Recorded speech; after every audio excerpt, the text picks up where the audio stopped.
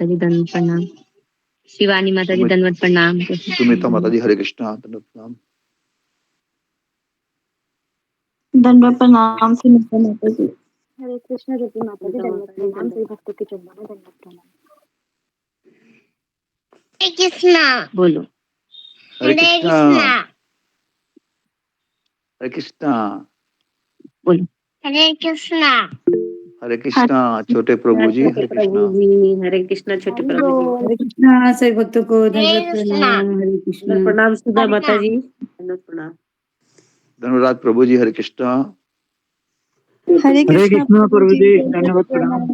आंचल माता जी हरे कृष्णा प्रणाम।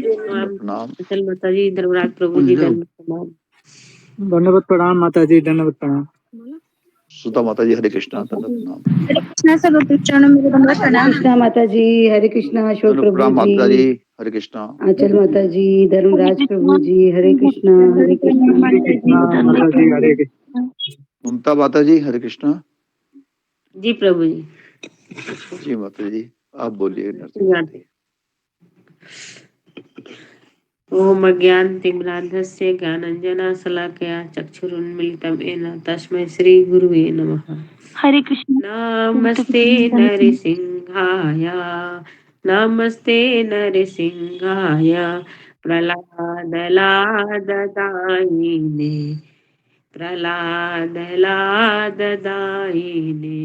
हिरण्यकशिपूर्वक्षः शिलाटङ्कानखालये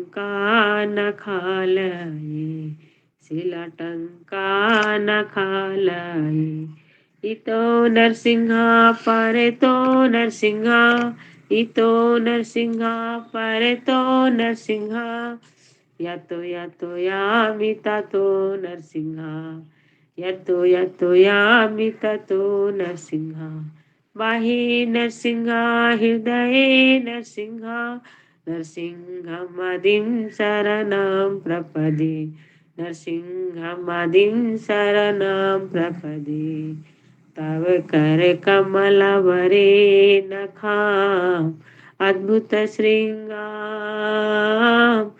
गलिता हिरण्यकशिपु तनुभृंगा केशवधृता नरहरि रूपा जय जगदीश हरे कृष्णा। जय जगदीश हरे जय जगदीश हरे जय नरसिंहदेव नरसिंहदेव नरसिंहदेव जय नरसिंहदेव जय प्रहलाद महाराज प्रहलाद महाराज प्रहलाद महाराज जय प्रहलाद महाराज जय जय प्रभुपाद प्रभुपाद प्रभुपाद जय जय प्रभुपाद जय जय गुरुदेव गुरुदेव गुरुदेव जय जय गुरुदेव। हरे कृष्णा। धन्यवाद प्रणाम माता जी बहुत बहुत सुंदर। सुंदर माता हरे कृष्णा रमेश प्रभु जी आप शायद पहली बार आए हैं आपका स्वागत है। मंजरी माता जी हरे कृष्णा। हरे कृष्ण। हरे कृष्णा मंजरी माता जी। दंडवत प्रणाम मंजरी माता जी। हरे कृष्ण दंडवत प्रणाम सही भक्तों माता जी दंडवत 10 नाम अपराध बोलिए मंजरी माता जी।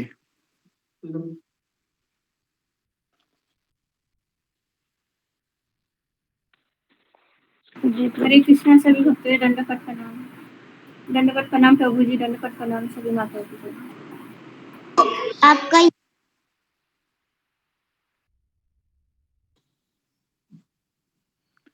मंजरी माता जी आपका माइक म्यूट है।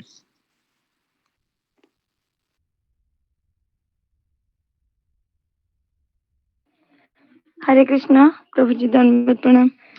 कृपया करके कोई बुक बोल दीजिए मेरे पास नहीं अभी नहीं मिल रहा है। सुधा ममता माता जी बोल दीजिए। बोलिए फिर ममता माता जी बोलेंगे। मैं बोलूं प्रभु जी हरे कृष्णा। कौन बोल रहा है? बोल दीजिए सुधा माता जी आप बोल लीजिए। बोलिए सुधा माता जी बोलिए। जी मैं बोल देती हूँ।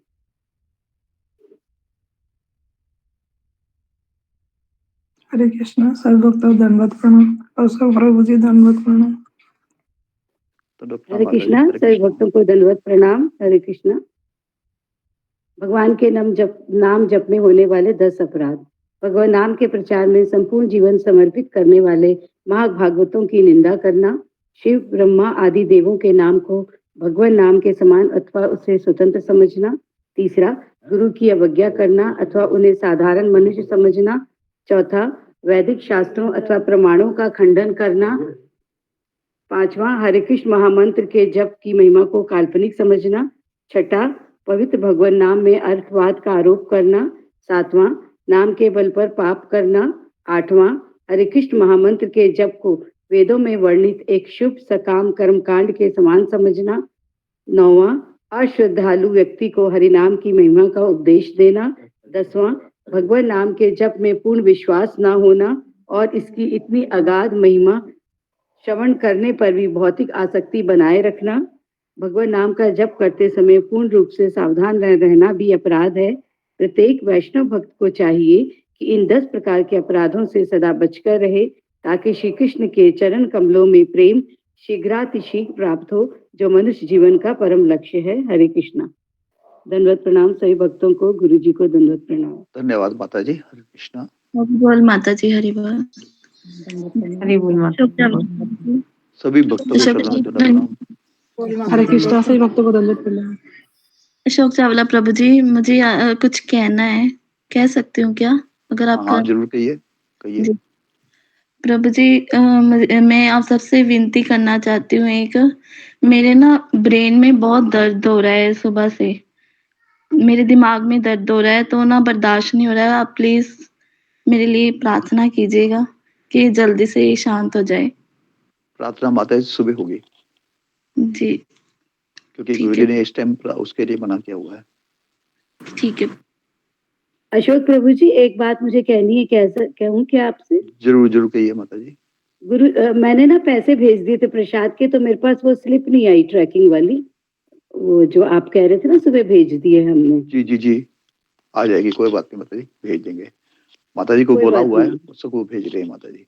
जी जी ठीक है, धन्यवाद गुरु प्रभु जी। हरे कृष्ण। कृष्णा प्रभु जी, मैं अभी बोलूं एक बात? बोलिए माता जी। प्रभु जी, मैंने भी पैसे भेजे थे पर मेरा प्रसाद आया ही नहीं, कौन सा माता जी? वृंदावन वाला। डबल वाला नहीं आया अभी तक?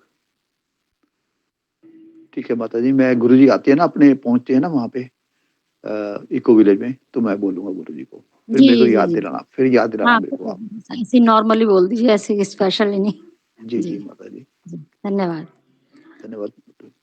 रमेश प्रभु जी, हम आपका स्वागत करते हैं, आप आए हमारे ग्रुप में, आपका बहुत स्वागत है। और अब आप, मैं आपको ये गारंटी देता हूँ, आप लाभान्वित होंगे, बड़ा फायदा होगा आपको।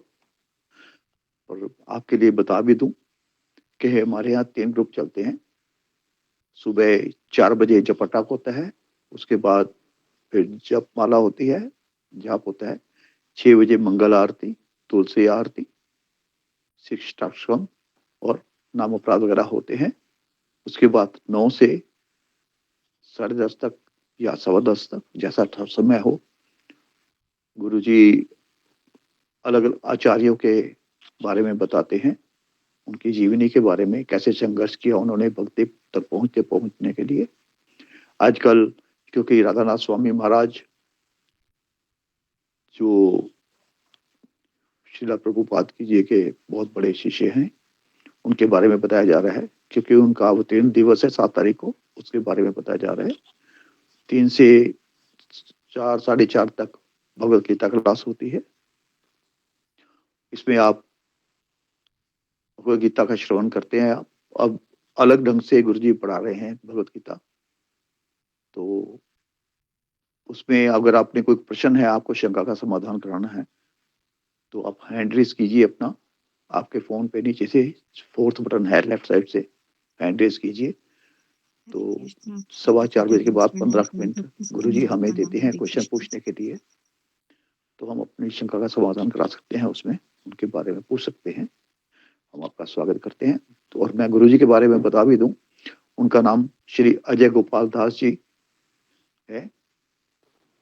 वो श्री राधानाथ स्वामी जी महाराज के दीक्षित भक्त हैं। उन्होंने मर्चेंट नेवी में 10 वर्ष काम किया एज इलेक्ट्रिकल ऑफिसर और मर्चेंट नेवी में उन्होंने डिप्लोमा किया हुआ है। उसके बाद उन्होंने अपना त्याग पत्र देके सारा समय भगवत गीता के प्रचार और प्रसार में लगाया है। टोटली समर्पित हैं, बड़े ज्ञानी पुरुष हैं और हमारे गुरुजी ग्रस्त भी हैं, ग्रस्त हैं हमारे गुरुजी। तो ये आपके लिए ज्ञान के लिए बता दूं। हरे कृष्णा, दृढ़ प्रणाम सभी भक्तों को।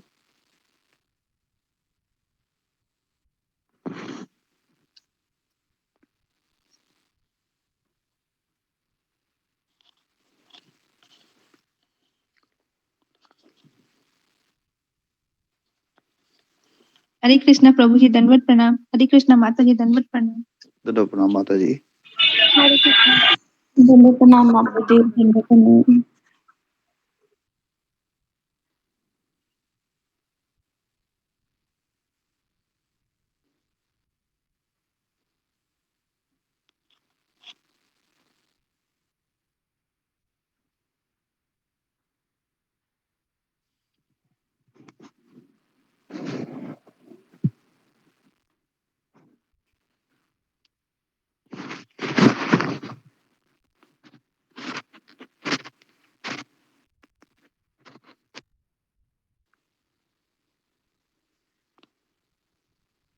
कृपया अपने माइक को म्यूट रखिएगा जैसे गुरुजी आते हैं और कैमरा ऑन रखिएगा, ये बहुत आवश्यक है। माइक पर जरूर ध्यान दीजिएगा क्योंकि बीच में डिस्टरबेंस होती है।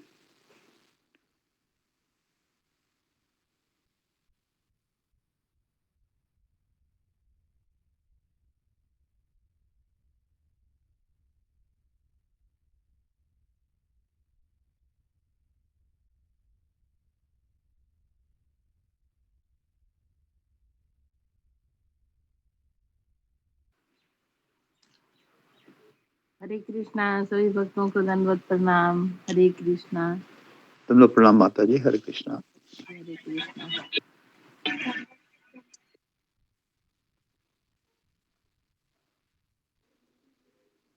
दंडवत प्रणाम माता जी। ओके। हरे कृष्णा हरे कृष्णा कृष्ण दंडवत प्रणाम गुरुजी। हरे कृष्णा गुरुजी। हरे कृष्णा हरे गुरु जी कृष्ण गुरुजी दंडवत प्रणाम। हरे कृष्णा सही भक्तों को दंडवत प्रणाम। हरे कृष्णा गुरु जी दंडवत प्रणाम। हरे कृष्णा। हरे कृष्णा गुरु जी दंडवत हरे प्रणाम। कृष्णा गुरु जी दंडवत प्रणाम।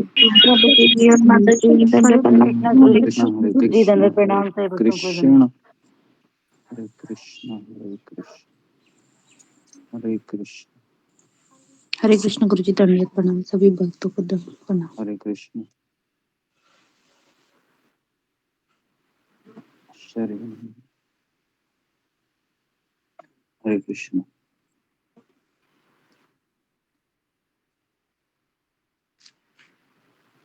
हरे कृष्णा गुरु जी दंडवत प्रणाम।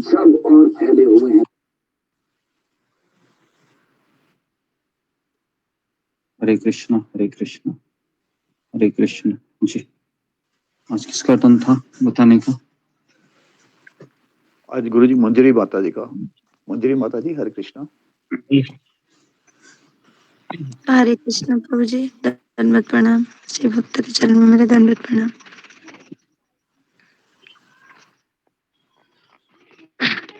हरे कृष्ण। बोलिए माता जी। गुरु जी जल्दी जल्दी बोलो, शुरू करो डायरेक्ट। गुरु जी ने कल बताए थे मतलब कि मतलब अमरूढ़ के बारे में बताए थे और जो मरूढ़ा होते होते उसके बारे में बताए थे और मतलब बताए थे कि जो जो हार जाते हैं वो उसके पीछे वो जीत मतलब कुछ ही देर के बाद वो जीतने का मतलब ये रहते हैं। तो माफ कीजिए गुरुजी, रिकॉर्डिंग नहीं आया है, मैं लिख नहीं पाई, ये भी याद भी नहीं आ रहा है। रिकॉर्डिंग नहीं आया है।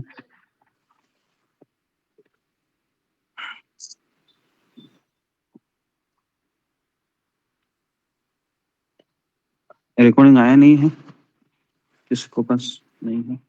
कल का अशोक चावला प्रभु चेक किया आपने? नहीं गुरुजी, मैंने चेक नहीं किया गुरुजी। जी, रिकॉर्डिंग आया है। रिकॉर्डिंग हमेशा आता है ना, क्योंकि अभी हम हमारा यूट्यूब से रिकॉर्ड होता है अभी तो। ठीक है, तो आगे बढ़ते हैं। आज गुरुजी रमेश बंसल प्रभु जी नए आए हैं आज। जी जी जी जी, तो हम उनका स्वागत करते हैं। जी, जो भक्त नए आए हैं तो हम उनका स्वागत करते हैं कि हमारे सत्संग में। तो आप पूरा लेक्चर सुनिए और जो भी आपके संदेह रहेंगे आप क्लास के अंत में पूछ सकते हैं। ओके जी। ओम अज्ञानतिमिरान्धस्य ज्ञानाञ्जनशलाकया चक्षुरुन्मीलितं येन तस्मै श्रीगुरुवे नमः।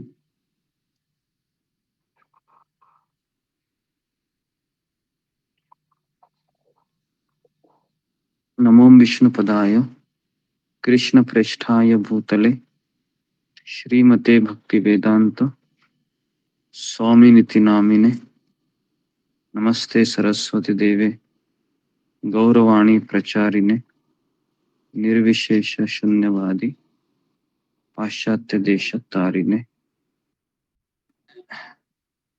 जय श्री कृष्ण चैतन्य प्रभु नित्यानंद श्री अद्वैत गदाधर श्रीवासादि गौरभक्त वृंद। हरे कृष्ण कृष्ण कृष्ण हरे हरे, हरे राम राम राम हरे हरे।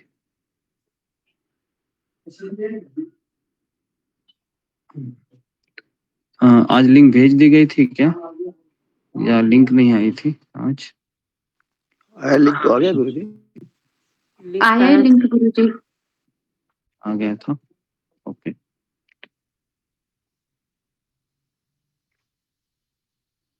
जी,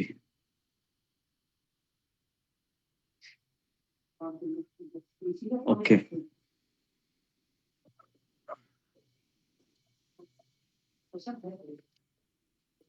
जी, तो हम शुरू करते हैं।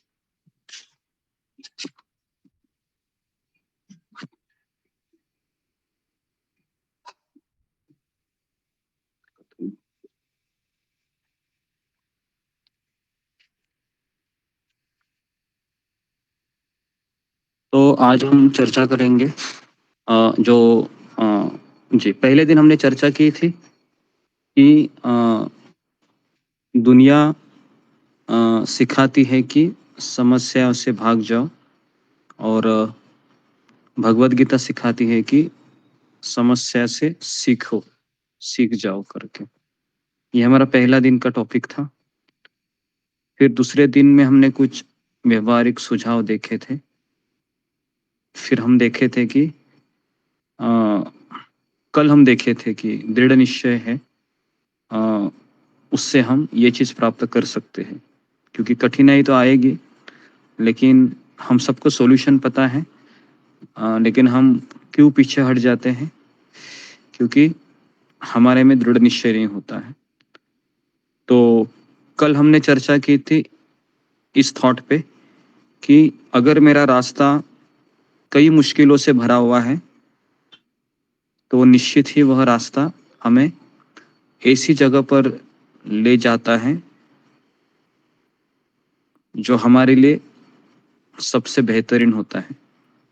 और जो रास्ते में कोई कठिनाई नहीं है, बस केवल सुविधा ही सुविधा है, ऐसा रास्ता हमेशा हमें मुश्किल जगह ले जाता है। ठीक है, तो इस पे हमने चर्चा की थी, अगर आपको याद होगा। जी। तो आज हम देखेंगे कि सब कुछ पता है मुझे अभी, लेकिन सबसे पहला एक्सक्यूज जो हम देते हैं इसमें से आगे बढ़ने के लिए, वो है कौन सा एक्सक्यूज है पता है, जो लोग हमेशा देते हैं जब भी कोई आध्यात्मिक की चीज आती है? टाइम नहीं है। टाइम नहीं है। हाँ, जी जी, वेरी गुड, वेरी गुड। आप सही, एकदम सही पकड़े हैं, टाइम नहीं है। जी, तो आज हम इस पे चर्चा करेंगे, टाइम नहीं है। सब कुछ सही बोल रहे हैं आप, कृष्ण भगवान है और जीवन का लक्ष्य भी वही है, लेकिन क्या करें, हमारे पास समय नहीं है। जी, तो आज हम देखेंगे इसके ऊपर कि समय क्यों नहीं है, ठीक है, या इसके ऊपर क्या हम सॉल्यूशन दे सकते हैं। जी, ओके, जी, तो हम आगे बढ़ते हैं। तो अभी ये जो किताब जिन्होंने लिखा है वो कह रहे हैं, हाँ क्या, तो किस तरह से ये सवाल का वो उत्तर देते हैं, ठीक है, तो इसलिए ध्यान पूर्वक सुनिए, क्योंकि इस किताब को समझने के लिए ध्यान होना बहुत जरूरी है, क्योंकि हर एक शब्द, हर एक वाक्य महाराज ने इस तरीके से लिखा है कि अगर हमारा ध्यान नहीं है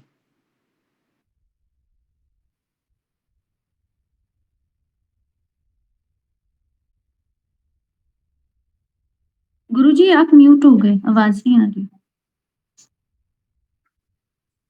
ओके, म्यूट हो गए?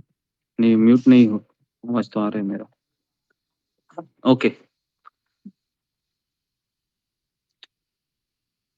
जी, तो अभी देखिए, ये जो इस किताब जिन्होंने लिखी है तो उनका नाम है स्वयं भगवान केशव स्वामी महाराज। तो वो लिख रहे हैं कि मैं प्रवचन करता होने के साथ साथ जब भी मेरा प्रवचन होता है तो अंत में उपस्थित होना मेरे लिए अंत तक ये मेरे लिए सामान्य बात है कि मुझे रहना ही पड़ता है। और एक जगह पर मैं कार्यक्रम कर रहा था तो एक मुख्य श्रोता सदस्य ने मुझसे पूछा कि मेरा एक प्रश्न है स्वामी जी, आपको ध्यान दीजिए, क्या सवाल पूछते हैं देखो।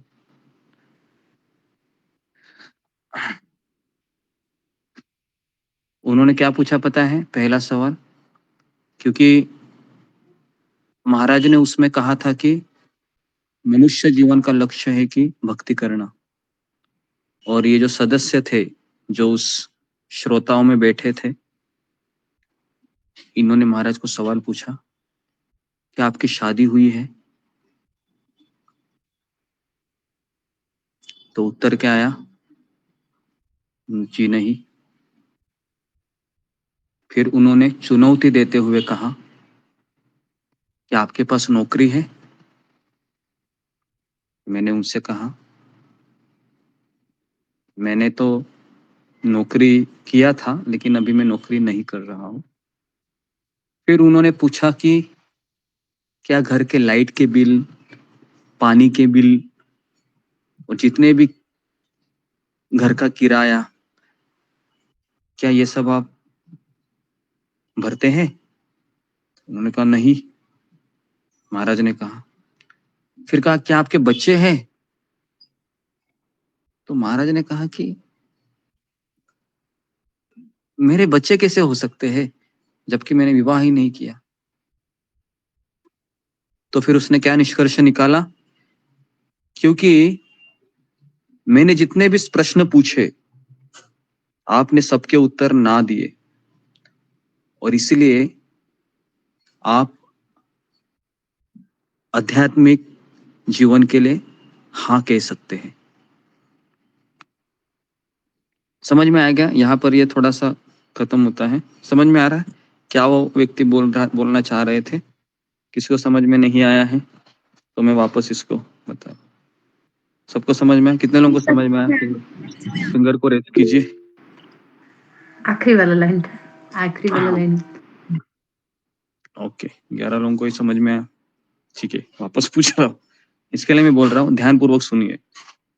20 लोगों को समझ में आया। ओके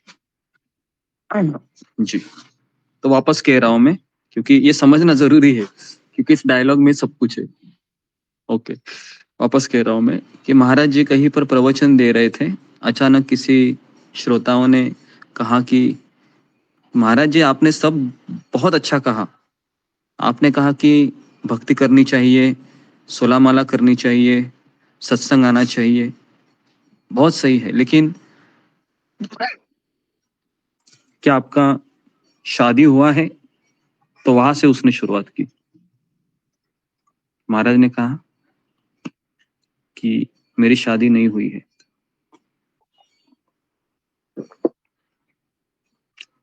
फिर उसने महाराज को पूछा सबके सामने, हाँ क्या? सोचो उस समय 1000 लोग थे, एक सेमिनार था बड़े कॉर्पोरेट में, बहुत सारे वहां पर लोग नौकरी करते हैं, बहुत बुद्धिमान लोग बैठे थे भौतिक दृष्टिकोण से। और उस समय कहते हैं कि क्या आपको लाइट के बिल, किराया ये सब भरना पड़ता है? उन्होंने कहा नहीं, मैं तो मंदिर में रहता हूं। तो कहा कि क्या आप नौकरी करते हैं? मैं नौकरी भी नहीं करता हूं। क्या आपके बच्चे हैं? ऑब्वियसली बच्चे तो मेरे हो ही नहीं सकते। तो फिर उन्होंने कहा कि आप, मैंने जितने भी सवाल पूछे आपने उस सवालों के उत्तर नहीं के नहीं, यही रहा आपका उत्तर, ना ना ना ना। इसलिए आप आध्यात्मिक जीवन के लिए हाँ कह सकते हैं। तो उनको ऐसा कहना था कि आपके पास बहुत समय है, इनडायरेक्टली उनको ये कहना था। समझ में आ रहा है? अभी देखिए, अभी महाराज जी क्या बोल रहे हैं, ध्यान पूर्वक सुनिए। अभी महाराज की बारी आई, ध्यान पूर्वक सुनिए अभी जी।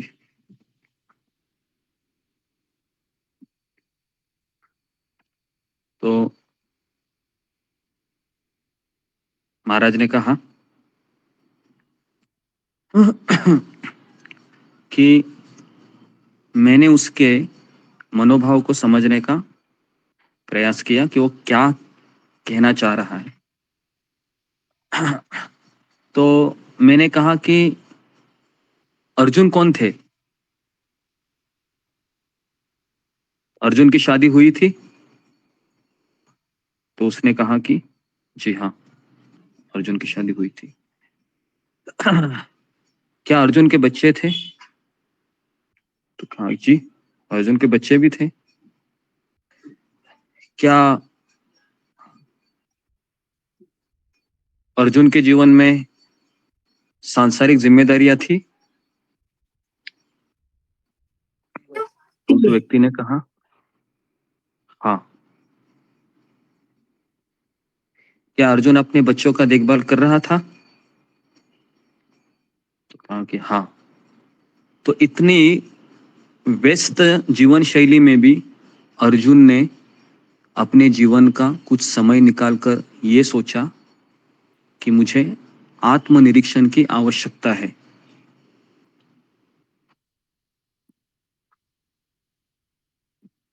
तो उस व्यक्ति के पास बोलने के लिए कुछ नहीं रहा। तो यहाँ पर वो डायलॉग खत्म होता है। आपको समझ में आया? वो पूरी तरीके से चेकमेट हो गया जी। कौन मुझे बताना चाहेगा कि क्या क्या इस डायलॉग से हम समझ पा रहे हैं? जी, फिंगर को रेज कीजिए जी, अभी कीजिए। क्या हम इस डायलॉग से समझ पा रहे हैं जी? क्या बताना चाह रहे हैं? ओके, मंजू सिंह। हरे कृष्ण गुरुजी, दंडवत प्रणाम। गुरुजी, यहाँ पे जो है गुरु महाराज से जो प्रश्न किया गया था कि आपकी कोई जो है परिवार है नहीं, बच्चे नहीं है, कोई जिम्मेदारी नहीं है, तो आपके पास समय नहीं है, आपको कोई बिल नहीं भरना है।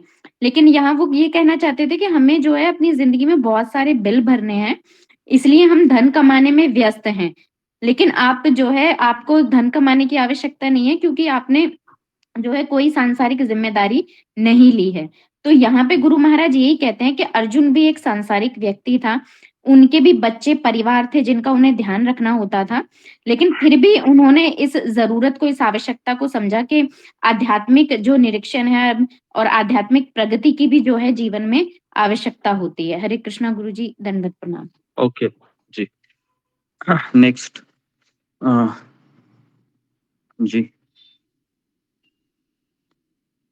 अशोक चावला प्रभु। जी गुरुदेव।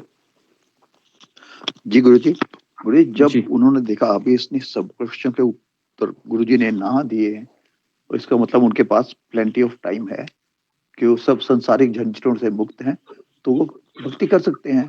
पर बड़ा लाइटली लिया उसने इस चीज को, भक्ति को। फिर गुरु महाराज जब उनको उत्तर दिया, अर्जुन ग्रस्त भी था, बच्चे भी थे, संसारिक जिम्मेवारियां बहुत थी,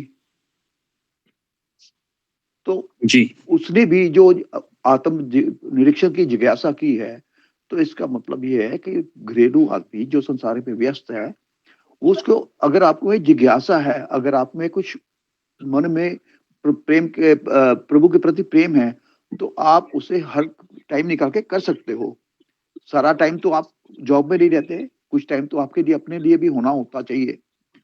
तो इसलिए उन्होंने ये कहा था कि वो अर्जुन का उदाहरण दिया। भाई अर्जुन सब कुछ था, पर अर्जुन ने आत्मनिरीक्षण करना चाहा, क्योंकि उसकी इच्छा थी, उसकी चाह थी। तो ये तो जितना व्यस्त आदमी होता है, अर्जुन से व्यस्त कौन होगा ज्यादा, जो जिसने महाभारत की है, सब कुछ किया है। तो आत्मनिरीक्षक होना चाहिए अपने आप में, आध्यात्मिकता के लिए बहुत जरूरी है। ये समय निकल सकता है अगर आदमी को चाह हो तो, इच्छा हो तो। जी गुरु जी। ओके जी, इसके अलावा और किसी का उत्तर है जो अभी अशोक चावला प्रभु और मंजू सिंह ने कहा? तो फिंगर को रेज रखिए कि इससे अलावा अगर कुछ उत्तर है आपका। जी ओके, वृषाली। हरे कृष्ण गुरु जी, दंडवत प्रणाम। सभी भक्तों को दंडवत प्रणाम। गुरु जी, इसके अलावा तो नहीं है, मगर मैं केशव स्वामी महाराज जी को ये कहना है कि हम गृहस्थ हैं, तो हमारे पास बहुत सारे एक्सक्यूज होते हैं कि भक्ति ना करने के। तो उन्होंने अर्जुन का उदाहरण दिया था कि अर्जुन भी एक गृहस्थ थे, अर्जुन के भी परिवार था, तो वो अपना सारा कर्तव्य कर कर भी आत्म परीक्षण कर रहे थे, भक्ति में आगे बढ़ रहे थे। तो हमें कोई कारण नहीं देना चाहिए भक्ति करने के लिए, ये उनका एक कहना था। ओके जी, देखिए यहाँ पर तीनों ने कहा आप लोगों ने, लेकिन यहाँ पर महाराज को ये कहना था कि क्या अर्जुन जितना व्यस्त है या व्यस्त था अपने जीवन में, क्या आप उतने व्यस्त थे या उतने व्यस्त है, ये महाराज को इनडायरेक्टली उस व्यक्ति को बोलना था। जैसे अर्जुन की एक पत्नी थी क्या? अर्जुन की एक पत्नी नहीं थी, अर्जुन के तीन, कितनी पत्नियां थी अर्जुन को बताइए? अर्जुन को गुरु जी आई थिंक शायद 3 या 4 पत्नी थी। उल्लू की, चिंत्रांगदा, द्रौपदी, तो इस तरह से आई थिंक 3 या 4 चार पत्नियां थी अर्जुन की। नहीं, अर्जुन की 4 पत्नियां थी और अर्जुन के पत्नियों से बच्चे भी थे, बराबर है। और उस समय अर्जुन एक राजा भी था, है ना? तो इतना व्यस्त था अर्जुन अपने जीवन में, लेकिन इतने व्यस्त रहने के बावजूद अर्जुन ने आत्मनिरीक्षण के लिए समय निकाला। तो अगर अर्जुन समय निकाल सकता है, तो महाराज को कहना था आप क्यों नहीं समय निकाल रहे हो? आप ये क्यों सोच रहे हो कि आप नौकरी कर रहे हो, आपका परिवार है, आपको बिल भरने पड़ते हैं, आपको बच्चों का करना पड़ता है, तो क्या इसका ये मतलब है कि मुझे आत्मनिरीक्षण करने के लिए समय नहीं देना चाहिए? तो ये महाराज को कहना था। समझ में आया आपको? क्या क्या उस डायलॉग में बताना था? और ऐसे कितने लोगों ने सुना है ऐसे डायलॉग्स? फिंगर को रेज कीजिए जब आप किसी व्यक्ति के पास गए हैं कि आप क्यों नहीं भक्ति कर रहे, क्यों नहीं माला कर रहे, तो वो क्या बोलते हैं कि क्या तुम मेरी इतना व्यस्त हो, पता है मैं क्या करता हूँ? तो इस तरह से वो अपना बखान करने लगते हैं। किसने अनुभव किया है जी? कोई बता सकता है? Okay, Ruby Kumari ji. जी हरे कृष्णा गुरु जी, धन्यवाद प्रणाम। गुरु जी, मैं अपना ही एग्जाम्पल देना चाहूंगी कि मैं मेरा टाइम शेड्यूल फिक्स करने के बावजूद भी टाइम मेरे पास नहीं रहता है, तो सोचती हूँ कर लूं, पर मैं आपने जैसे सेवा दी है तो उसमें मैं निकाल नहीं पाती हूँ। फिर मैं सोचती हूँ कि लोग, दूसरे लोगों को फिर मैं एग्जाम्पल देखती हूँ यहाँ सभी भक्तों को कि कोई कोई भक्त होते हैं इतना, आपका ही एग्जाम्पल लेती हूँ गुरु जी, आपने इतना व्यस्त कर होने के बावजूद भी आप हमारी सेवा के लिए हाजिर होते हैं, आपका टाइम शेड्यूल इतना फिक्स है, फिर भी मैं वहाँ सोच आपके बारे में सोचती हूँ उस समय पे। तो गुरु जी हमारे लिए इतना कर, तो मैं 2 मिनट के लिए निकाल ही सकती हूँ उतना टाइम। तो यहाँ पर मैं अपने को ही लेके मैं यहाँ जज करना चाहूंगी गुरु जी। हरे कृष्ण, धन्यवाद प्रणाम। ओके जी, ओके, तो आगे बढ़ेंगे अभी। ओके, आगे बढ़ते हैं।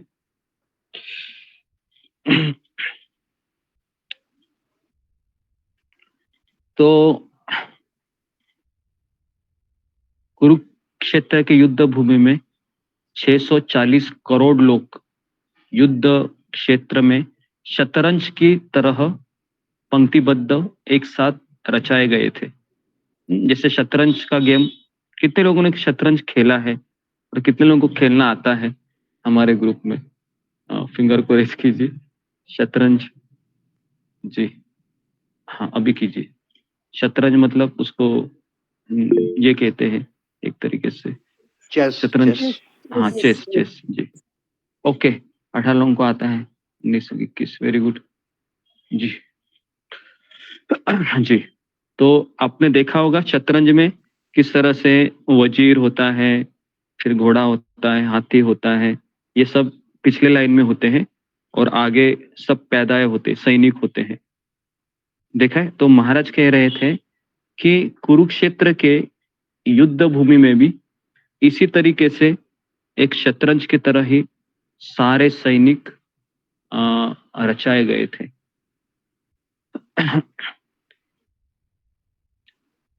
गुरुजी 640 करोड़ या 6 करोड़ 40 लाख? हाँ 6 करोड़ 640 मिलियन बोला है, तो मिलियन मतलब आप अंदाजा लगाइए अभी। तो इस किताब में उन्होंने 640 मिलियन कहा है। जी मैं वापस चेक करता हूँ।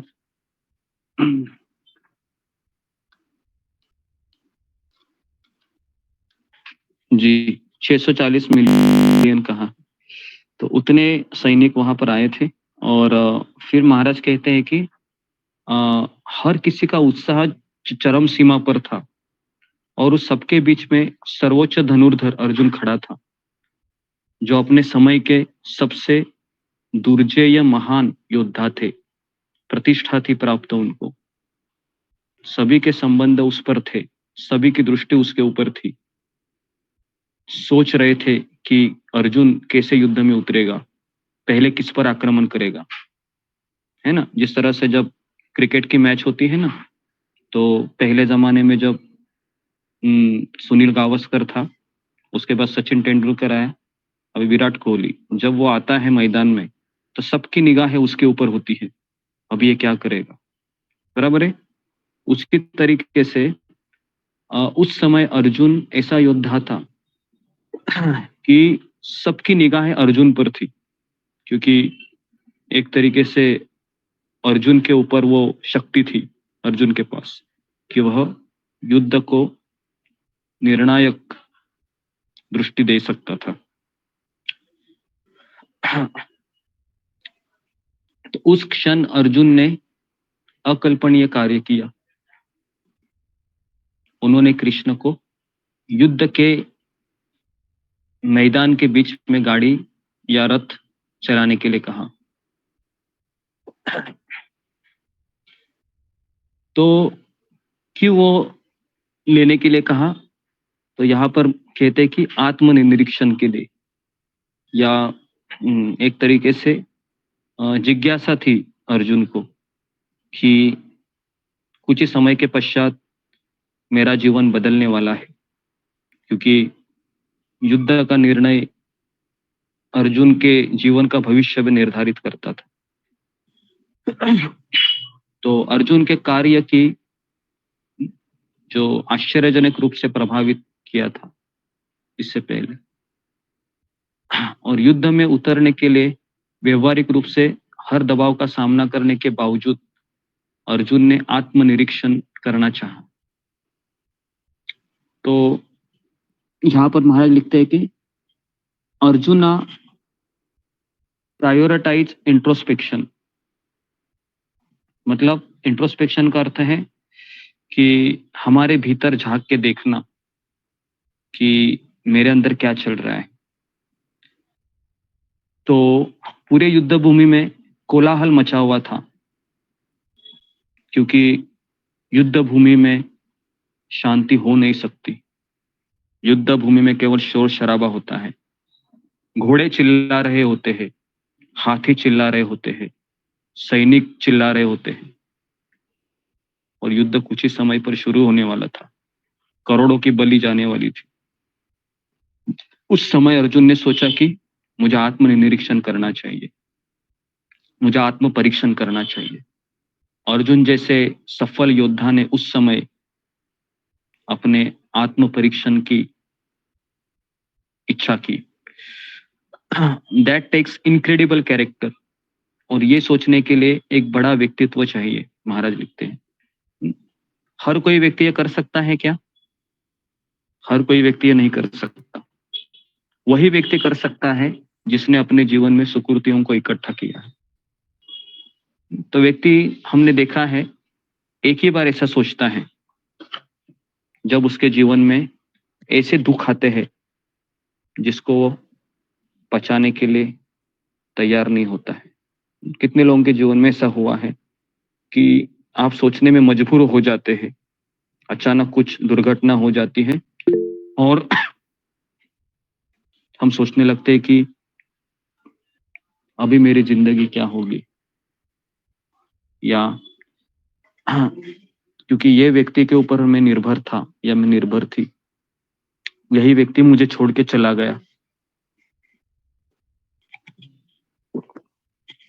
अब मैं क्या करूं। जी, तो इस संसार में ऐसे दो लोग देखे हैं। उनमें से मैं एक व्यक्ति का उदाहरण देना चाहूंगा जिनका नाम है दामोदर पंडित प्रभु, जो भक्ति वेदांता हॉस्पिटल में सेवा देते हैं। तो अचानक मुझे उनका नाम याद आया, पता नहीं, मैं सोच ही रहा था, और हालांकि इनके बारे में मैं कभी सोचा ही नहीं हूँ 1-2 सालों से। तो जी तो दामोदर पंडित प्रभु के बारे में मैं आपको बताऊंगा। उनकी पत्नी है 37 इयर्स में कैंसर के कारण शरीर छोड़कर चली गई। उनके 2 बच्चे थे, अकेले थे वो। तो एक पुरुष के लिए ये एक चैलेंजिंग होता है कि बच्चों को माँ के बिना बड़ा करना। तो आज दामोदर पंडित प्रभु की जो उम्र है वह 55 प्लस है।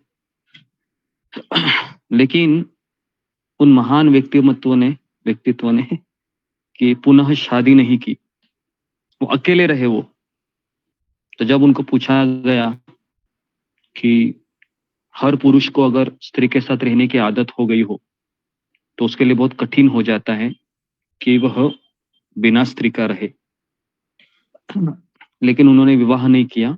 उन्होंने कहा कि मैंने मेरा पूरा मन कृष्ण में लगा दिया, इसलिए मुझे कभी स्त्री की आवश्यकता ही नहीं पड़ी। मेरी पत्नी अच्छी थी, उसने मेरा कर्म उतना ही था उसके साथ, वो चली गई। ये एक मैंने कैरेक्टर देखा था, जो है ना, देखा। और दूसरे मैंने ऐसे भी कैरेक्टर देखे हैं जो 2-2 3-3 शादियां करते हैं, 2-2 बार डाइवोर्स भी लेते हैं, लेकिन फिर भी दुखी होने के पश्चात भी वापस वही चीज करते हैं। मतलब इंट्रोस्पेक्शन नहीं हो रहा। मन की गहराई में जाकर जब तक हम कृष्ण का आश्रय नहीं लेते हैं, तब तक व्यक्ति हमेशा नई नई चीज खोजकर अपना समय व्यर्थ गवाता है। जी, तो यहाँ पर महाराज लिखते हैं कि दैट टेक्स इनक्रेडिबल कैरेक्टर।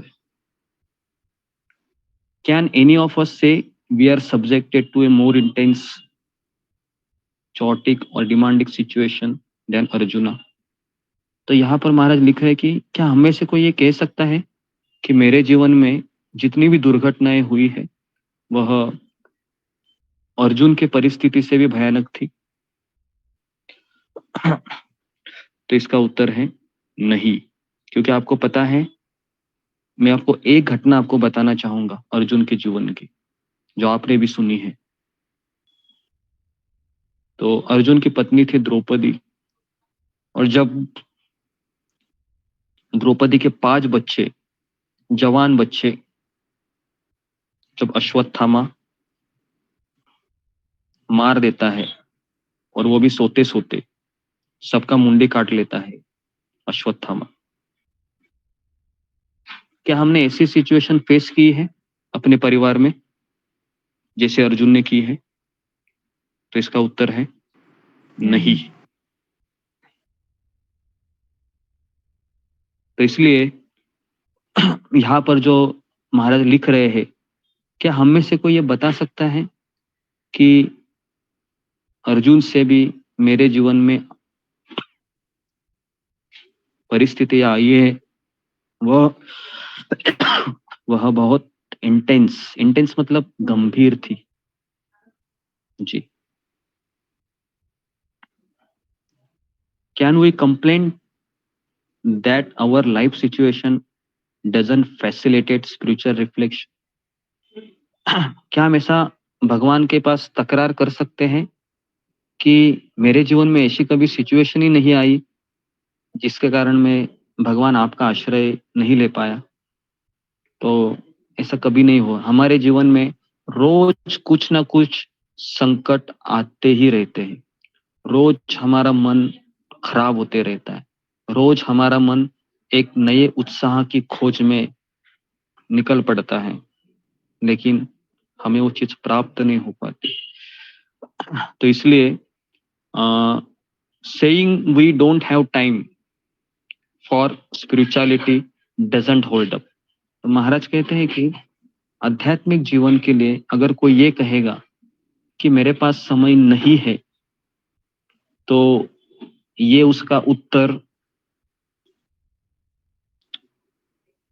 क्या कह सकते हैं कि हाँ, ठीक नहीं होगा या फिर गलत हो सकता है। In life it's not about having time, it's about making time. जीवन में समय न होना ये इसका उत्तर नहीं होता है, समय निकालना ये इसका उत्तर होता है। तो इसलिए काफी लोग हैं जो उत्तर देते हैं कि मेरे पास समय नहीं है। तो इसके लिए ये आज का लेक्चर है, क्योंकि हम में से हर एक व्यक्ति को आध्यात्मिक जरूरत है, क्योंकि हम अपना समय इसलिए इतना व्यस्त किए हैं क्योंकि हम सब कृष्ण की खोज में हैं। अगर आप कृष्ण किताब पढ़ोगे तो उसमें जॉर्ज हैरिसन उस किताब के पहले लिखता है कि हर एक व्यक्ति कृष्ण की खोज में है। किसी को वो प्राप्त हुए हैं, और प्राप्त होने के बाद भी वह समझ नहीं पाता है कि कृष्ण ही मेरा आश्रय है। ठीक है, तो अभी महाराज और एक उदाहरण देंगे। जी, यहां तक समझ में आया सबको या नहीं समझ में आ रहा है? आ रहा है समझ में? मैं बहुत धीरे धीरे बोल रहा हूँ ताकि आपको समझ में आए।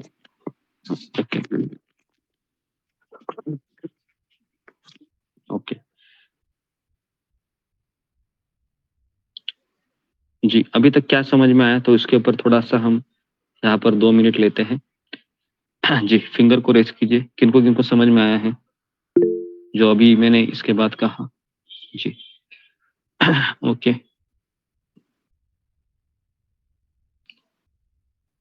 ममता पाल। दंडवत प्रणाम। गुरु जी, जो आपने कहा जो कि आध्यात्मिक जीवन के लिए हमारे पास समय नहीं होता है, बाकी भौतिक चीजों के लिए सभी समय होता है, लेकिन महाराज जी कहते हैं कि ये बोलना ठीक नहीं है। मतलब जैसे दामोदर प्रभु जी के आपने कहा, पंडित प्रभु जी के जो उदाहरण दिए, वो उनका सब रहते भी उन्होंने, लेकिन उसमें कृष्ण में ही मन लगा के है, उन्होंने दूसरी तरफ और गया नहीं। तो मतलब हम जो बोलते हैं हर वक्त कि हमारा समय नहीं है, समय नहीं, हम सांसारिक चीजों में व्यस्त है, तो ये गलत है। महाराज जी बोलते हैं कि हमें इसी में जो समय संसार के कर्तव्य करते करते जो हम समय निकाल के प्रभु की भक्ति करते हैं, यही सही उत्तर है, मेन है। मतलब हमें यही करना चाहिए जीवन में, जो लक्ष्य है हमारे लिए संसार में सभी कर्तव्यों को पूरा करके। मुझे इतना समझ में आया कि इतना मुझे हमें करना है जीवन भर। हरे कृष्ण गुरु जी, धन्यवाद प्रणाम। ओके जी, ओके, तो अभी हम आगे बढ़ते हैं कि अब यहाँ पर महाराज उदाहरण दे रहे हैं। Imagine you embark upon a car journey to Scotland. महाराज कहते हैं आप कल्पना कीजिए कि आपने कार के अंदर बैठे हैं और आप स्कॉटलैंड जा रहे हैं, लेकिन आप कभी भी पेट्रोल स्टेशन पर नहीं गए पेट्रोल डालने के लिए।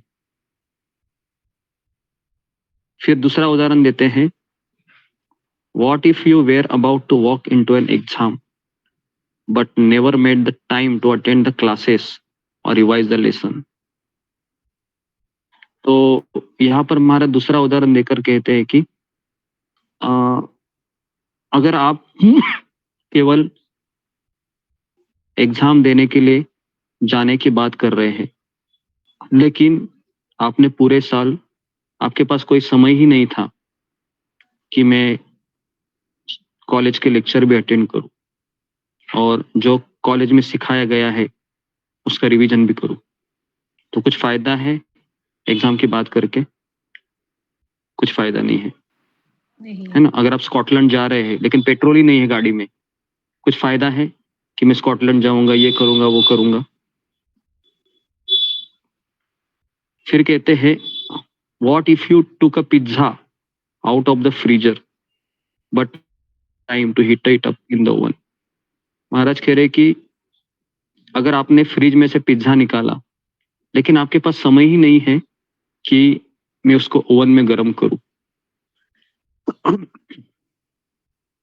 तो ये सब उदाहरण से क्या सिखाना चाह रहे हैं महाराज, कौन बताएगा? फिंगर को रेज कीजिए। ये 3 उदाहरण हमने देखी अभी, एक कार वाला, एक एग्जाम वाला और ये पिज्जा वाला। जी, इन 3 उदाहरणों से क्या बताना चाह रहे हैं? Okay, next. बाकी के लोग क्या सो रहे हैं क्या? जी, देवी मंडल बोलो।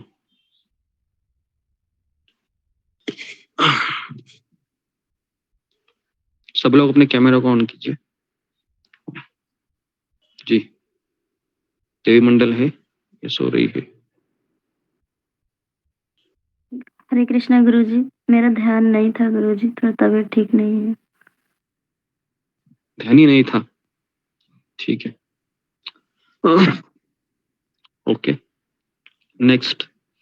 ममता कुमारी।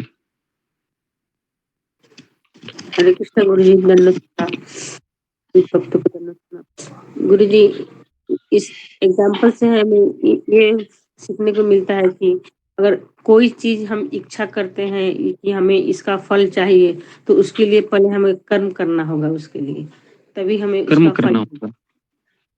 इसमें कर्म की बात ही नहीं आई है अभी तक।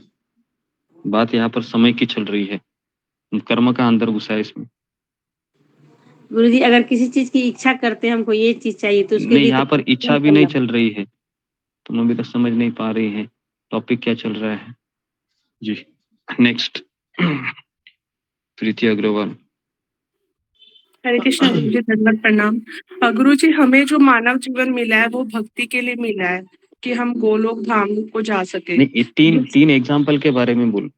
हाँ, ये जिस तीन तरह से एग्जाम्पल से क्या समझ में आया? गुरुजी, जिस तरह से बिना पढ़े हम पास नहीं हो सकते हैं, एग्जाम्स में पास नहीं हो सकते, उसी तरह से हम बिना भक्ति करे भगवान के धाम को नहीं जा सकते, हम अपना जीवन सफल नहीं बना सकते।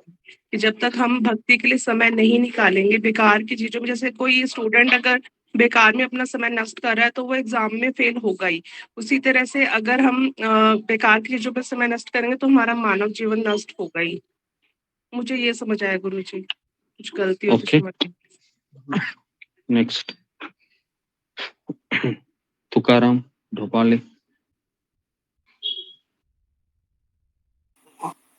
हरे कृष्ण प्रभु, दंडोत प्रणाम। बोला। तो हाँ प्रभु जी, जो अपना लक्ष्य है, समझो लक्ष्य को पहुंचना है, तो उसके लिए तो तुम जितना उसके लिए समझो, अब आपने जैसे बोला कि भाई पेट्रोल नहीं रहेगा तो समझो वहां तक तो नहीं पहुंच सकते अपन, तो गाड़ी में पेट्रोल नहीं डालेंगे तो अपन जो जहां तक जाने का वहां तक जा नहीं सकते अपन।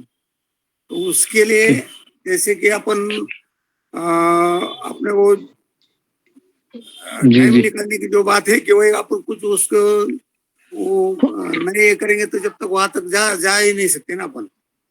और दूसरी बात बोले कि हाँ, और दूसरी बात बोले कि वो जब समझो स्टूडेंट है वो ये नहीं करता है तो तुम कुछ नहीं करेंगे तो थोड़ा तुम वहां तक जा सकते हैं, लक्ष्य तक, जो अपने को जो लक्ष्य ये करने का है तो।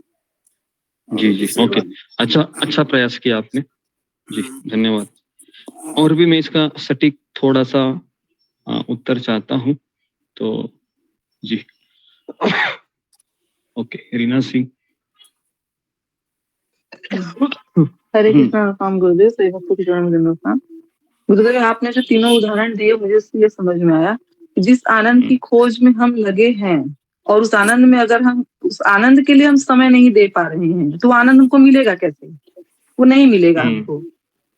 ये मुझे समझ में आया पिज्जा के उदाहरण से और पेट्रोल के उदाहरण से। तो हाँ जी, तो ये इसका सही है कि अगर मुझे पिज्जा खाना है ना, तो क्या मैं ठंडा पिज्जा खा सकता हूँ? अगर मुझे गर्म करने के लिए समय ही नहीं मेरे पास। दूसरा है कि मुझे एग्जाम में पास होना है, लेकिन मैंने कभी समय ही निकाला नहीं कि मैं कॉलेज में जाके लेक्चर अटेंड करूं।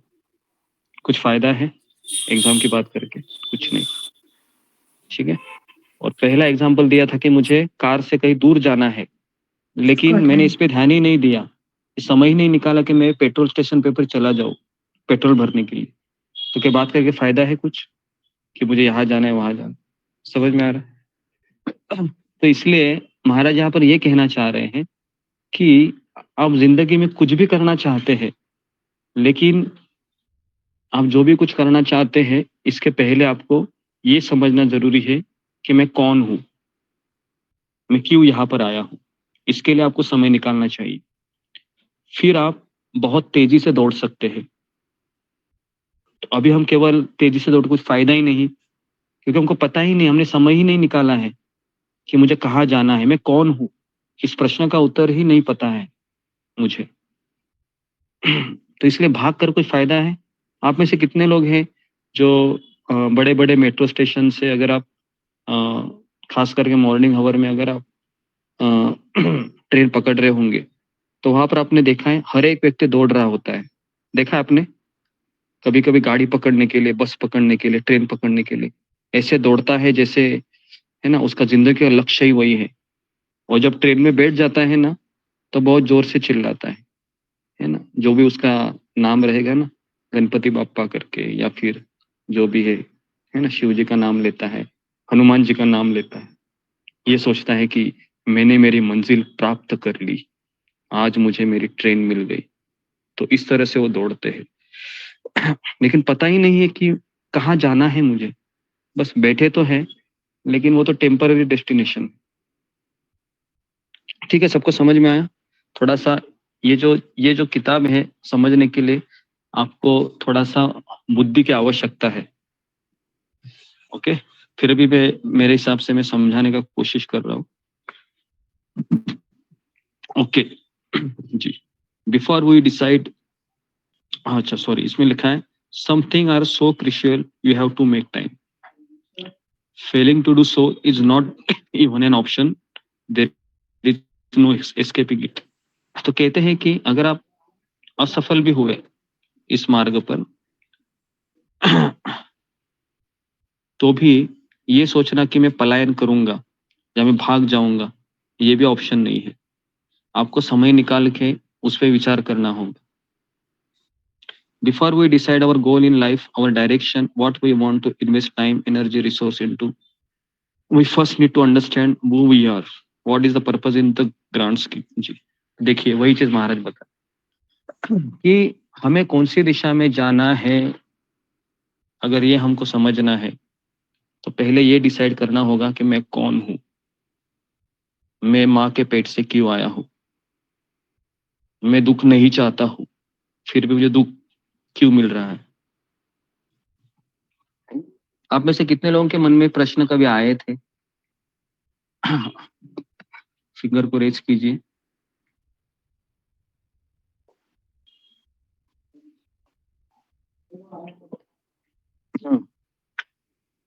जी ओके, लोगों के मन में ये सवाल आए थे कि जब हमारा मन उस दिशा में हमको लेके गया कि मैं कौन हूं, मैंने शादी करना चाहा कि मैं सुखी हो जाऊंगा, लेकिन क्यों मेरा अपमान हो रहा है, क्यों मेरी निंदा हो रही है, क्यों कोई व्यक्ति मुझे समझ नहीं पा रहा है।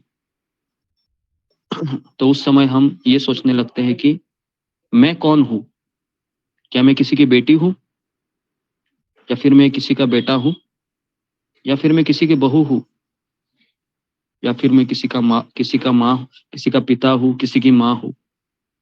लेकिन ये सारे दायित्व निभाने के पश्चात भी दुख मिलता है। फिर व्यक्ति सोचने में मजबूर हो जाता है कि सही में मैं कौन हूं। बराबर है?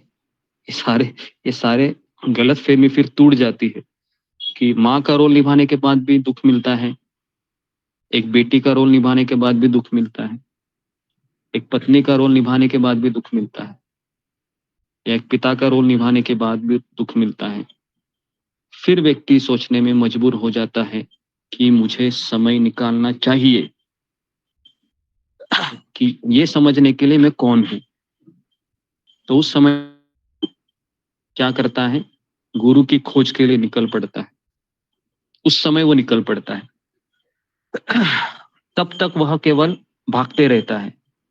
लेकिन अगर हम ऐसी दिशा में भागते रहेंगे जो दिशा हमने पता ही नहीं है कि कहाँ लेके जाएगी, तो हमारा भागना केवल समय का दुरुपयोग रहेगा। ओके ओके, कितने लोगों को समझ में आ रहा है क्या हो रहा है?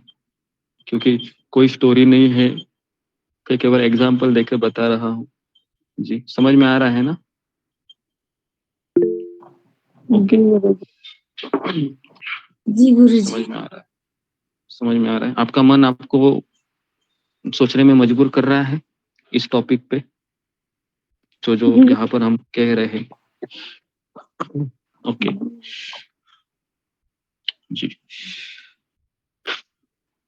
तो making time for this kind of questioning and spiritual realignment is not just to one time affair. तो अभी महाराज कह रहे हैं कि केवल स्पिरिचुअल आध्यात्मिक संबंध को जोड़ने के लिए केवल इतना ही पर्याप्त नहीं है कि मुझे समय निकालना, एक ही समय ही चाहिए। Every day is a battle. Maharaj कह रहे हर एक दिन एक युद्ध भूमि है। कितने लोगों ने अनुभव किया है ये कि मेरा हर एक दिन एक युद्ध भूमि में है और मैं भी अर्जुन की तरह खड़ा हूं दोनों सैनियों के बीच। एक साइड पति है, एक साइड बेटा है, एक साइड पत्नी है, एक साइड बेटा। कहां पर देखूं मैं? होता है ऐसे, ऐसे होता है। पहले ऐसे होता होगा कि एक समय एक बाजू ये है, एक बाजू वो है। क्या करूं मैं? कहां पर देखूं जी? तो every day we are surrounded by intensity. Every day we have to control content with obstacle, issue, dilemma. तो रोज कुछ ना कुछ होते रहता है। And therefore every day we have to make time to remember कि मेरा पर्पस क्या है जीवन का।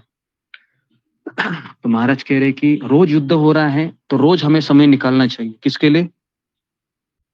इसके लिए समय निकालना चाहिए, सत्संग के लिए, भक्ति के लिए। जी। तो रोज युद्ध हो रहा है तो रोज समय निकालना चाहिए ये समझने के लिए मैं कौन हूँ। तो हमें रोज सवाल पूछना चाहिए कि मैं कौन हूँ। कितने लोग पूछते हैं ये सवाल? जब भी कोई युद्ध भूमि आ जाती है तो आप पूछते हैं मैं कौन हूँ, और फिर अंदर से उत्तर आता है तुम तो भगत बन रहा है, भक्त बन रहा है, तुम इधर क्यों घुस रहा है अभी? बराबर है? इधर क्यों घुस रहा है तुम? तुम्हें पत्नी क्यों बनना चाह रही है अभी? भक्त बनो ना। पति क्यों बनना चाह रहा है? माँ क्यों बनना चाह रहा है? अरे भक्त बनो ना। समझ में आ रहा? भक्त बनो ना, क्योंकि यही तो हमारी पहचान है। वापस हम उधर ही जाते हैं। बराबर है? 3 से 4 खत्म हो गया। हाँ, 1 घंटा में भक्त था मैं, अभी मैं कौन हूँ? अभी मैं पति हूँ, पत्नी हूँ। फिर क्या हो जाएगा? दुख आएगा। ऐसा ही होता है, ऐसा ही होता है ना।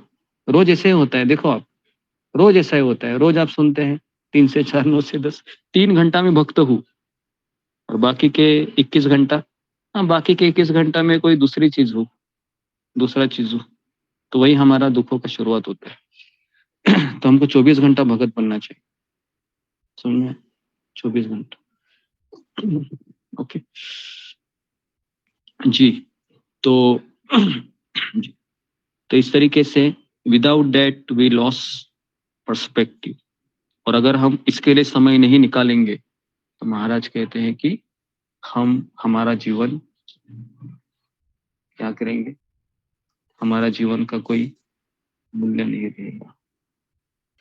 तो अभी मैं आपको एक्सरसाइज दे रहा हूँ, तो जरा पेन और पेपर लेके खड़े हो जाइए। और मैं आपको दावा दे सकता हूँ अगर आप ये करेंगे एक्सरसाइज तो आप आपका टाइम अच्छे से मैनेज कर सकते हैं। ठीक है? तो यहाँ पर आपको 4 कॉलम बनाना है। 4 कॉलम मतलब एक तरीके से मैं आपको दिखा रहा हूँ, शायद आपको इस किताब में से। तो यहाँ पर आप देख सकते हैं उन्होंने ऐसे टेबल बनाए हैं 4। दिख रहा है आपको? इस किताब में इंग्लिश में है, लेकिन आपको इस तरह से बनाना है। फिर मैं आपको बताता हूँ कि क्या करना है। ओके, अगर ये आप फॉलो करोगे तो आपके पास बहुत टाइम रहेगा। ओके, तो पहले में लिखिए सबसे जरूरत के काम। ये पहले कॉलम में लिखिए। अर्जेंट वर्क, एक तरीके से मतलब उसको अभी करना है, ब्रैकेट में लिखिए। किसी भी हालत में अभी करना ऐसे काम। तो उसमें लिखिए कि फॉर एग्जाम्पल मेडिकल प्रॉब्लम। फिर लिखिए फैमिली इशू। हाँ, फिर कहते हैं समस्याओं का निर्माण होना। ठीक है, तो इसको ब्रैकेट में लिखिए, इसको मैनेज करें। मैनेज मतलब इसको समय दे, अर्जेंट है वो। तो इम्पोर्टेंट लेकिन अर्जेंट है। अभी सेकंड कॉलम लिखिए बगल में ही, इम्पोर्टेंट बट नॉट अर्जेंट। मतलब जरूरत है लेकिन अर्जेंट नहीं है, हाँ लेकिन करना है। तो इसमें लिखिए एक्सरसाइज, मतलब अपने आप को समय देना एक्सरसाइज के लिए। दूसरा लिखिए प्लानिंग के लिए योजना बनाना एक तरीके से। तीसरा है स्पिरिचुअल डेवलपमेंट।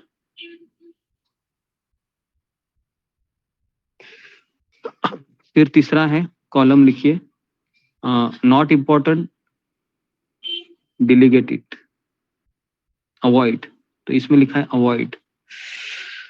तीसरे कॉलम में लिखिए कि ऐसे फोन कॉल जिसकी कोई आवश्यकता नहीं है, गप्पे मारने वाले। फिर कुछ मीटिंग है पड़ोस में या गैदरिंग है, पार्टी है, तो ये जरूरत नहीं है, इसकी अवॉइड कीजिए। और चौथा कॉलम में लिखिए कि टाइम पास करने वाले जो गॉसिप होते हैं, जो गेम होते हैं या सीरियल होते हैं, ये चौथा चीज आएगा, इसको भी आप निकाल दीजिए।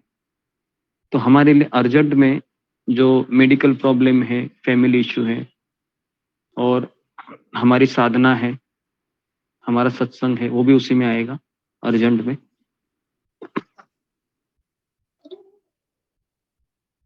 ओके।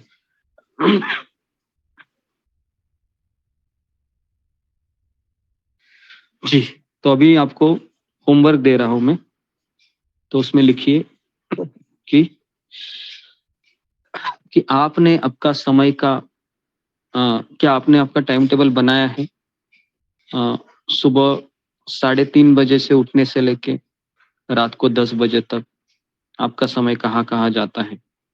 कितने लोगों का ये है? फिंगर को रेज कीजिए। जी,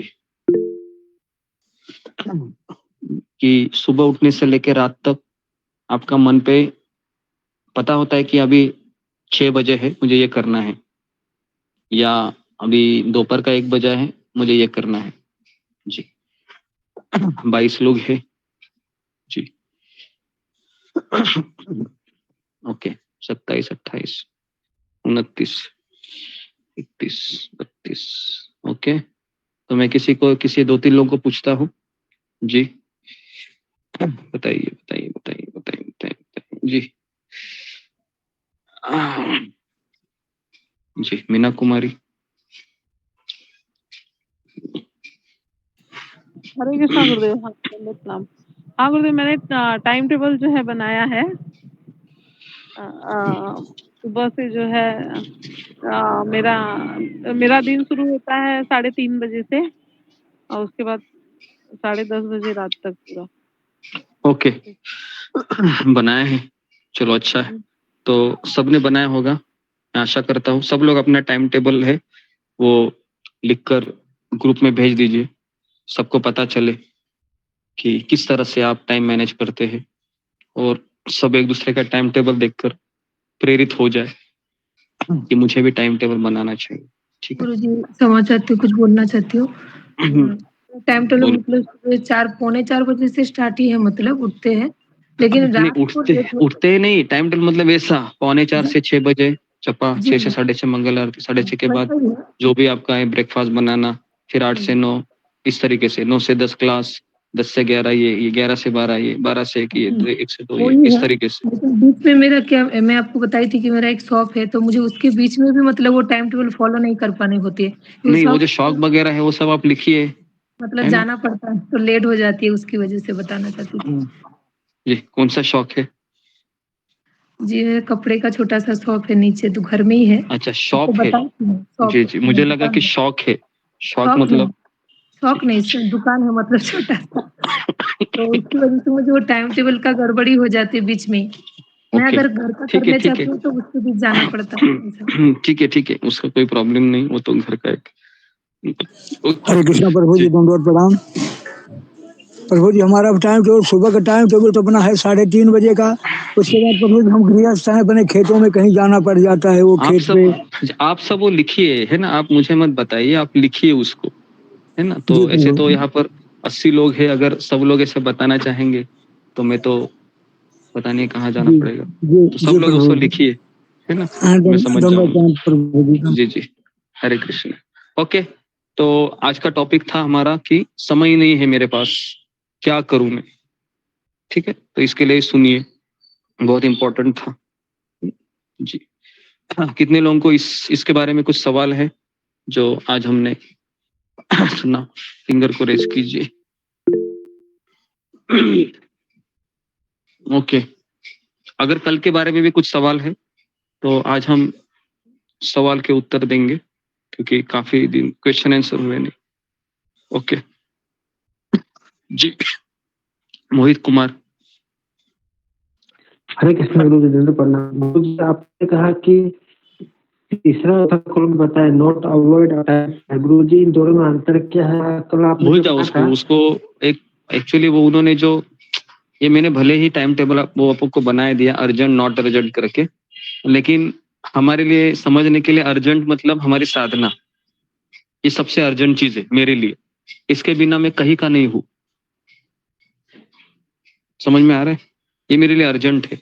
सुबह अगर कोई व्यक्ति है रोज सुबह 3:30 बजे उठकर 6 बजे तक जो उसका जो 2.5 घंटा है, अगर वह अपने आप को दे देता है 24 घंटे में से रोज, तो मेरा दावा के साथ मैं आपको कह सकता हूं कि आपके जीवन में कोई कठिनाई भी आएगी तो भी आप निराश नहीं होंगे। केवल एक ही चीज करनी है सबको, बस एक चीज है ना। मैं एक ही चीज करता हूँ, ये कि अगर आपने भी देखा होगा तो मैं 4 से 7 बजे तक मैं जपा करता हूँ, है ना। उसमें मंगल आरती होती है और उसके बाद फिर मैं थोड़ा पढ़ाई कर लूंगा, वो भी आप लोगों को बताने के लिए, और फिर मेरा सारा समय सेवा में ही चला जाता है। लेकिन वो जो 2.5 घंटा है वो मुझे इस तरीके से देना पड़ता है कि जैसे कृष्ण और मैं, बस मैं और कृष्ण और भगवान का नाम, बस, और मैं किसी को नहीं जानता हूँ 2.5 घंटा। क्योंकि उसके बाद हमारे पास समय होता है क्या बताइए? एक बार 6 बज गए समय होता है, हमारे पास समय ही नहीं होता है। तो इसके लिए ये जो 2.5 घंटा है, अभी यहाँ पर 75 लोग हैं, सब सुन रहे, तो हम हमारा टाइम टेबल इस तरह से मैनेज करें कि रात को थोड़ा सा जल्दी सो जाओ, या एटलीस्ट मैं शाम को जल्दी खा लूं। क्योंकि अगर एटलीस्ट आप शाम को जल्दी भी खाएंगे ना और रात को थोड़ा सा देर से भी सोएंगे तो भी 4 बजे उठना हो सकता है। क्योंकि हम जब रात को लेट खाते हैं ना, 9 बजे 10 बजे, तो यहाँ पर हमारा सुबह उठना बहुत प्रॉब्लमेटिक होता है। उठ तो जाते हैं हम, लेकिन फिर जपा में झपकी आना, फिर मन ना लगना, ये सारी चीजें हो जाती है। समझ में आ रहा है? अगर कोई लेट भी सोता है तो भी मेरा आप लोगों से अनुरोध है कि आप खा जाइए, सुबह ही 7 बजे ही डिनर ले लीजिए, 7 बजे। और फिर आप बोलोगे कि मुझे रात को भी बैठना पड़ेगा, तो फिर आप झूठ मूठ का बैठ जाइए, थोड़ा 2-3 निवाले खा लीजिए उनके साथ। समझ में आ रहा है? ओके जी। ओके, तो इसके लिए वो अर्जेंट नॉट अर्जेंट में इतना ध्यान मत दीजिए। ओके, नेक्स्ट जुम्मा गुराई। हरे कृष्णा गुरु जी, दंडवत प्रणाम। सभी भक्तों को दंडवत प्रणाम। गुरु जी, मैं पहले तो ये जो आप टॉपिक ने जो किताब ली थी तो मुझे पहले समझ नहीं आ रहा था, लेकिन अभी जो मुझे आपकी कृपा से, प्रभुपाद की कृपा से थोड़ा समझ आ रहे हैं। अगर हमें पता चले कि हम बोलते हैं कि हमें टाइम नहीं है, लेकिन टाइम हमें यहाँ से ही निकलना कैसे है, तो महाराज की किताब से बहुत फ़ायदा हो रहा है गुरु जी, तो इसके लिए आपको धन्यवाद। और जहाँ तक एक क्वेश्चन है कि सभी कॉलिंग करते से बहुत लोग कहते हैं कि हमें टाइम ही नहीं है, तो हम लोग ज़्यादा हताश हो जाते हैं कि ऐसे, लेकिन हम उनको भी जवाब देने के लिए मुझे थोड़ा बहुत इससे फ़ायदा हो रहा है गुरुजी, तो धन्यवाद गुरु। हरे कृष्णा। ओके, तो आप उनको कह सकते हैं, क्या अर्जुन शादीशुदा नहीं था, अर्जुन जॉब नहीं कर रहा था, जी, है ना? जी। तो ये जी, सब आप उनको पूछ सकते हैं अगर कोई बोलता है कि समय नहीं है। जी गुरु, हरे कृष्णा। नेक्स्ट काजल शर्मा।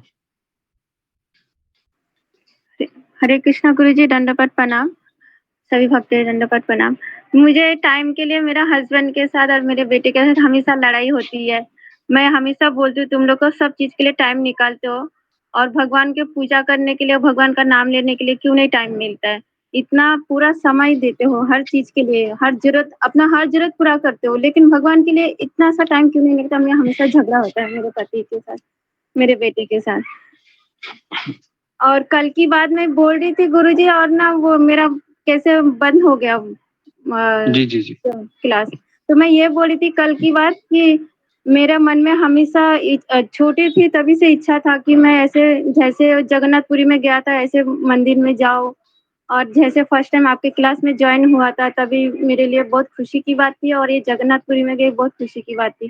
तो मेरे जीवन में मैंने ऐसा ही चाहिए था कि भगवान का भक्ति करे और भक्तों के साथ, गुरुजी के साथ ऐसे जाए यात्रा में। तो ये मेरा इच्छा पूरा हुआ, तो मैं बहुत खुश हूँ। अब मेरे मन में कोई इच्छा नहीं था बस। हरे कृष्णा गुरुजी, दंडवत प्रणाम। सभी भक्तों को दंडवत प्रणाम। जी, जी। ओके। हरे कृष्ण। जी।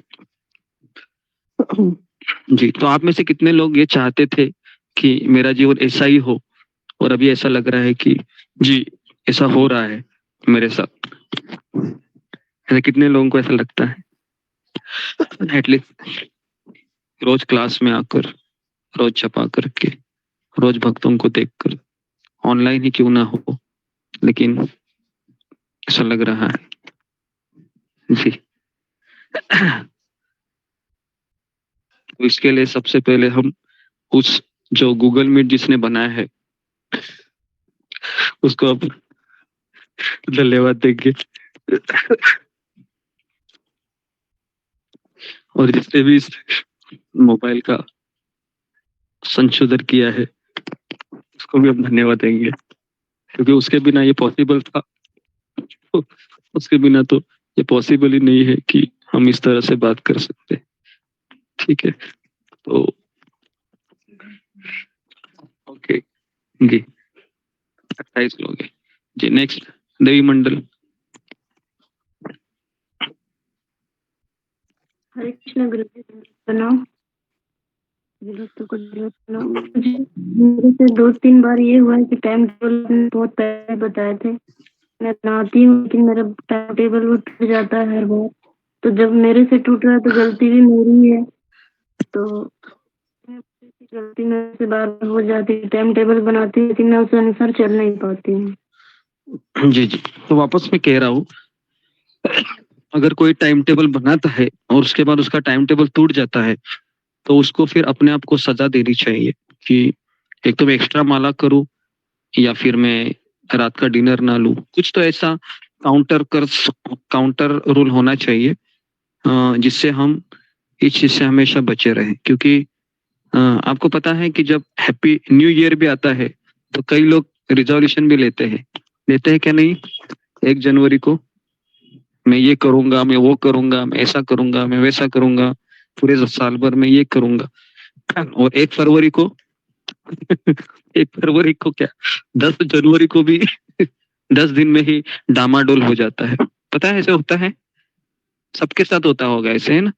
1 जनवरी को तो है ना, 1 जनवरी को अगर आप सुबह सुबह जाएंगे ना बीच में, बहुत भीड़ रहती है, क्योंकि सबने रिजोल्यूशन लिया होता है कि मैं दौड़ लगाऊंगा, कसरत करूंगा, है ना। और आप 10 जनवरी को जाएंगे तो भीड़ बहुत कम दिखेगी, क्योंकि वो 10 दिन ही टिक पाया हो।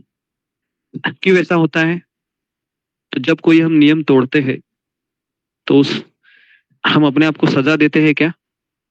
हम अपने आप को सजा नहीं देते। हम सोचते हैं कि चलता है ना, चलता है, अगले साल वापस करेंगे रिजोल्यूशन, वापस तोड़ेंगे। कुछ लोग बोलते हैं कि नियम होते ही है किसके लिए? तोड़ने के लिए। ऐसे भी लोग होते हैं। और हमें जब नियम टूटता है तो हमें अपने आप को पनिशमेंट देना चाहिए। ओके जी, नेक्स्ट शिवानी बिष्ट। हरे कृष्ण गुरुजी, दंडवत प्रणाम। सभी भक्तों को दंडवत प्रणाम। गुरुजी, कल आपने बताया था कि हमें भक्ति करनी चाहिए तो हमें पत्थर दिल नहीं बनना चाहिए, तो फिर कभी कभी ऐसा होता है कि हम बन जाते हैं, तो फिर कैसे नहीं बनना चाहिए? जी, तो जब हमको पता चलता है कि मैं पत्थर दिल बन रहा हूँ, लोगों की भावनाओं को आदर नहीं कर रहा, तो उस समय हमें उनके पास जाना चाहिए और कहना चाहिए कि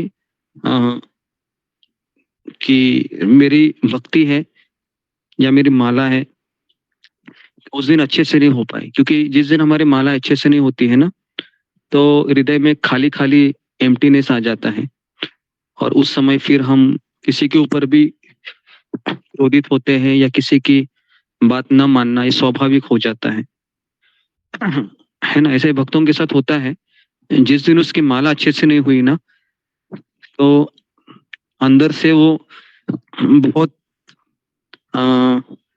एम्प्टीनेस, उसको क्या बोलते, खाली खालीपन से अनुभव करता है। कितने लोगों का ऐसा होता है, अगर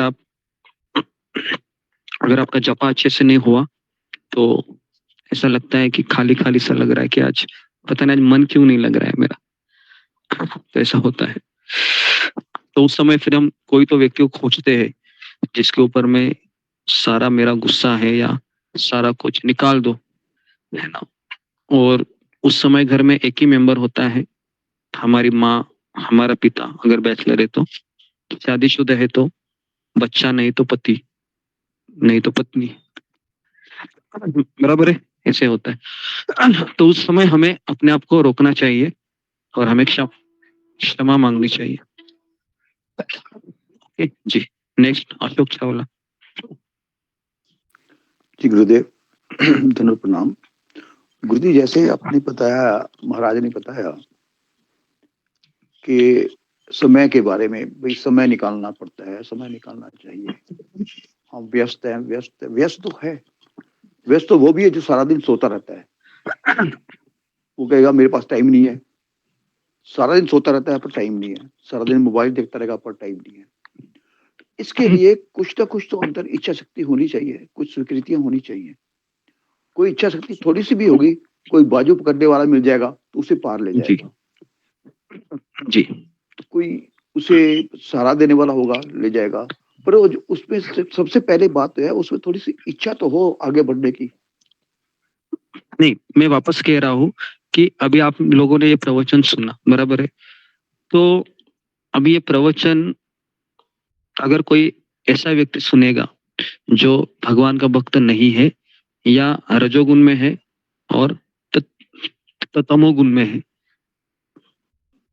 तो फिर वह इसका अपने जीवन में बदलाव नहीं ला सकता। क्योंकि जितनी भी अच्छी चीजें हैं, अगर हमको हमारे जीवन में उतारनी है तो हमें सत्वगुण में होना चाहिए या एटलीस्ट हमें माला करनी चाहिए। समझ में आ रहा है? जो भी यहाँ पर हम डिस्कशन कर रहे हैं, ऐसा नहीं कि संसार में अच्छे शब्द, अच्छी कथाएं नहीं है क्या? व्हाट्सएप से तो भरे हुए रहते हैं ना, फेसबुक, व्हाट्सएप, इंस्टाग्राम, कितना अच्छा अच्छा कथा भरा रहता है, लेकिन हर कोई फॉलो कर पाता है? क्यों नहीं कर पाता? क्योंकि वो सत्वगुण में नहीं है और ना वह भगवान को स्वीकार किए है। इसके लिए ये इच्छा शक्ति भी होना कि मुझे बदलना है, उसके लिए भी सुकृति की आवश्यकता है। ओके जी, सही बात है गुरुजी।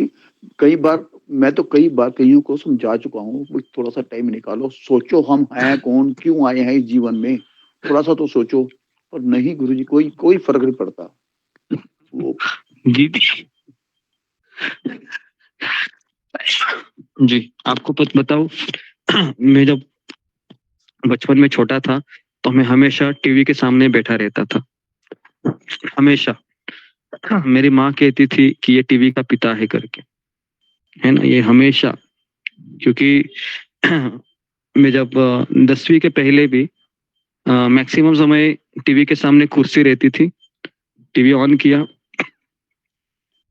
मेरे हाथ में रिमोट रहता था और मैं फिल्म देख लिया, फिल्म के बाद फिर स्पोर्ट्स देखता था मैं, है ना। क्रिकेट की मैच मेरा फेवरेट था, सबका देखता था मैं। और जैसे मैं इस्कॉन में आया तो ये चीज तुरंत छूट गई, मुझे ही नहीं पता चला। और आज मुझे क्रिकेट की मैच कब है, क्या है, ये भी पता नहीं रहता और इच्छा भी नहीं होती। तो इच्छा शक्ति कैसे आई? भक्तों की संगति से आई, है ना। तो इसलिए अगर मुझे बदलना भी है तो मैं अपने आप को नहीं बदल सकता हूँ जब तक कि मैं भक्तों के संगति में नहीं आता।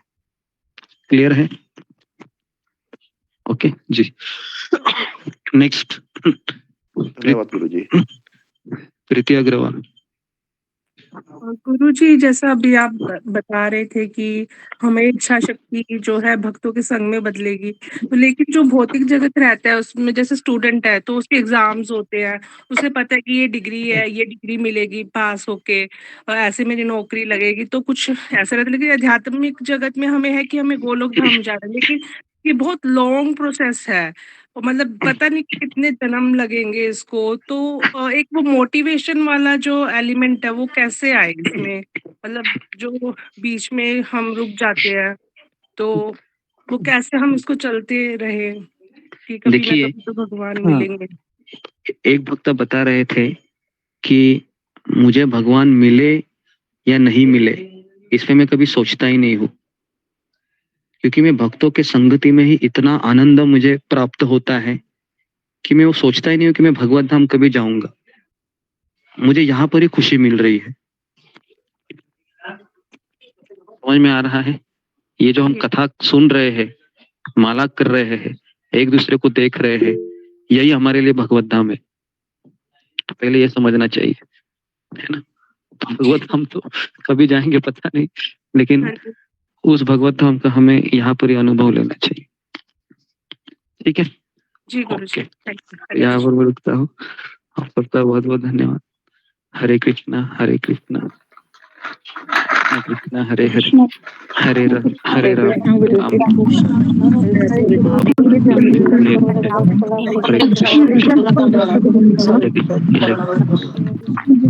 हरे कृष्ण।